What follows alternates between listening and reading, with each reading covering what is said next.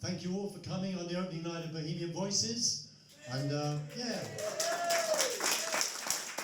let's hope we can make this a really the place to come to once a month on a Thursday night. And I would like a load of students to come. Now, I don't think there's many here, but I know there's one at least. But it'd be great to fill this place with young people and give them somewhere to come to, you know, once a month and enjoy like-minded people and music, comedy, poetry, blah-de-blah-de-blah. So anyway, we're running a little bit late, so without any more waffle from me, we'll have our first act, please. I got to know her because she did, we met on a Sunday morning when she was in a very weird music video that I did a couple of years ago.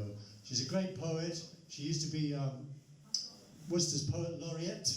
So please give a big warm welcome to Suz Winspear.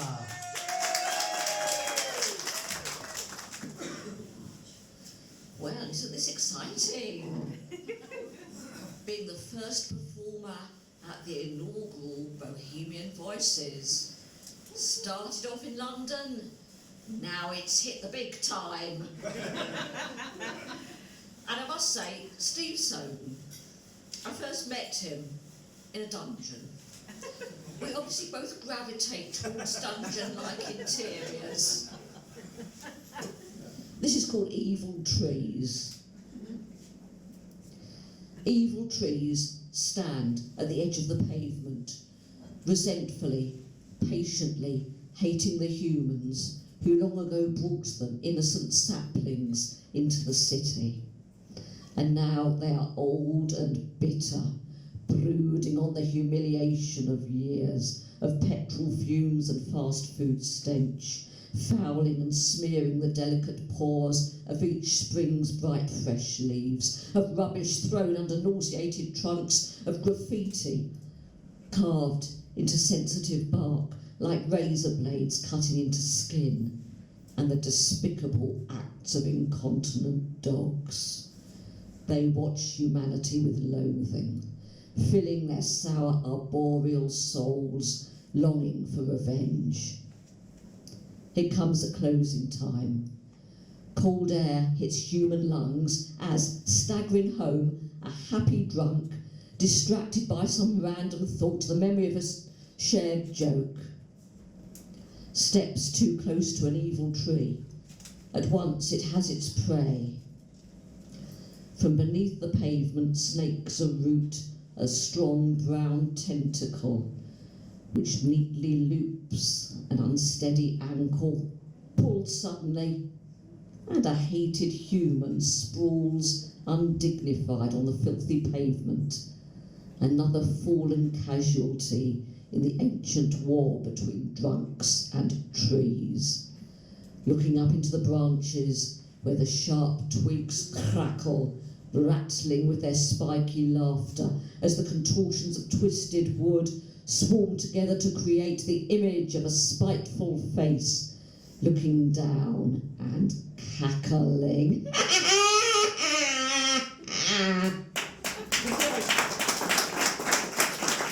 My brothers were always teasing me when we were younger. They were always telling me I was adopted, and I used to phone up my dad, even in my 30s and 40s. Say, Dad, you're telling me I'm adopted, and he'd say, "They lie, you're my son."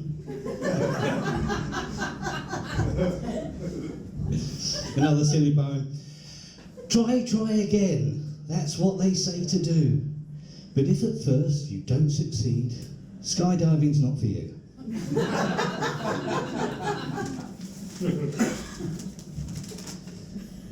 The doc said my wife was obese.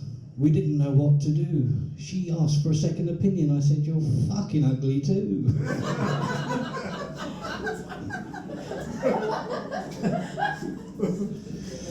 I accidentally sent a dick pic to everyone in my address book.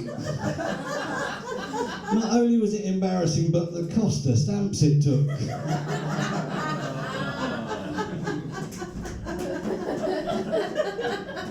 When I went for my annual checkup, it was not the doctor, but an apprentice who gave me my prostate exam. Do you think I should change my dentist?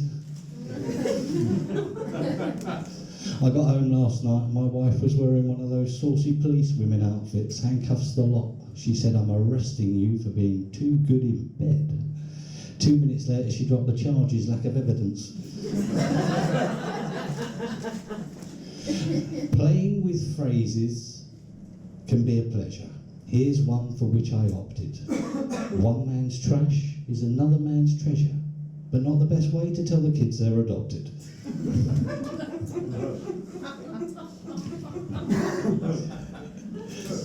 I saw my dad's name on a loaf of bread in Tesco this morning until I second looked at it and realised it said thick cut.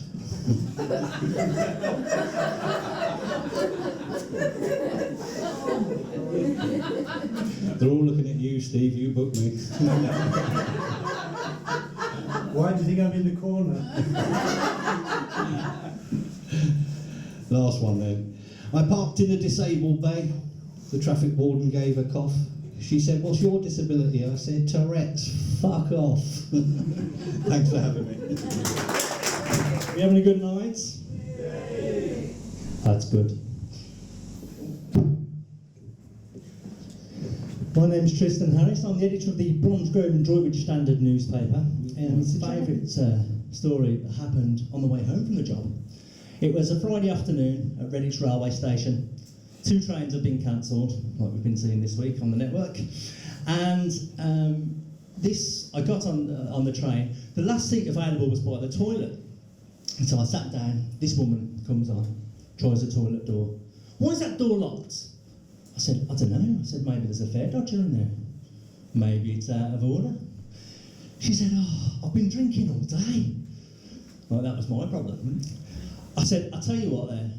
So the train pulls off, leaves Redditch station. She says, "Is there another toilet on this train?" I said, "Well, there is, but this is carriage 2, and the next one's in carriage 4, and there's no way through, so you're going to have to get off, walk down the platform, and get back on the train." "Right," she said. We pull into Bark Green, right? I don't know if you know Bark Green very well. It's a very affluent area. You've got Jamelia and most of UB40 and Ron Atkinson and people like that living there. Millionaires Row for that part of the world. Anyway, it pulls into Barn Green, and she goes to the door. She said, "Does it stop here for long?" I said, "It stops here for about 5 minutes." "Right," she said. She pressed the door to open. She turned around, she went, "Close your eyes, everyone." She put 1 foot on the platform, 1 on the train, and she pissed between the train and the platform. Everyone on that train was like, "Is she a bit?" Nobody could quite believe what they were seeing, including me.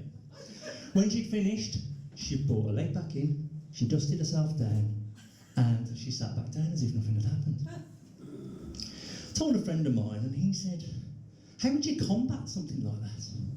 I said, "Do we need to combat something like that? I'm not sure it's a persistent problem. I mean, it's the first time I've seen anything like that." He said, "What about signage?" I said, "Signage? What would you put on it?" He said, "How about, mind the gash?" I said, "You can't have signs in Barn Green like that. House prices will be plummeting before the paint's even dry." And he got me thinking again. And I thought, well, that woman, at that moment in time, she really needed to go to the toilet. We've all been there, and there's nothing, you don't care about anything else in the world at that moment. You just want to empty your bladder. So she was looking after number 1.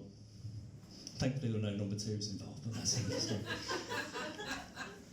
So she was there, and I thought, maybe we should all be a bit like that. I'm not saying we all go pissing between trains and platforms, because that'd just be pure anarchy, wouldn't it? So, if you want that shirt or that dress that you've been after for ages, treat yourself in the next couple of weeks. If you want to eat lard-laden mince pies despite government health warnings, go for it. Because, at the end of the day, when your number's up, all things considered, we're all going to end up heating a swimming pool. I've been Tristan Harris, you've been a lovely audience, thank you ever so much. How's it going? So, yeah, I've got just let me hear the music first. I'm really looking forward to meeting you some CDs you sent. So yeah, my name's Kringo. I'm just a local singer-songwriter, and I play a few of my own songs. I might do a cover depending on your reaction. Yeah, here we go. I haven't actually got a name for this one yet. It's still pretty new.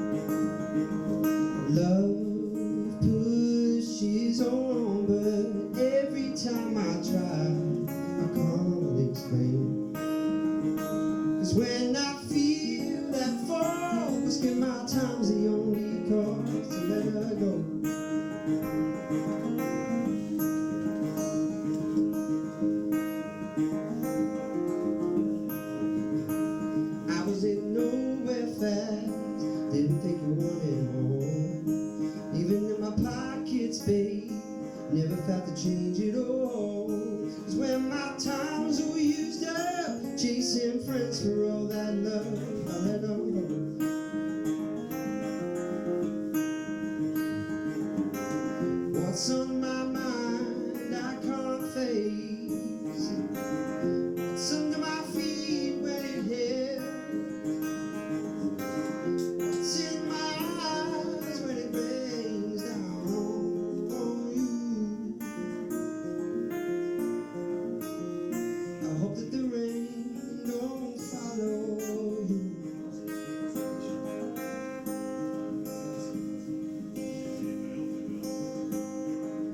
Helplessly I've fallen from your mind, but it's okay.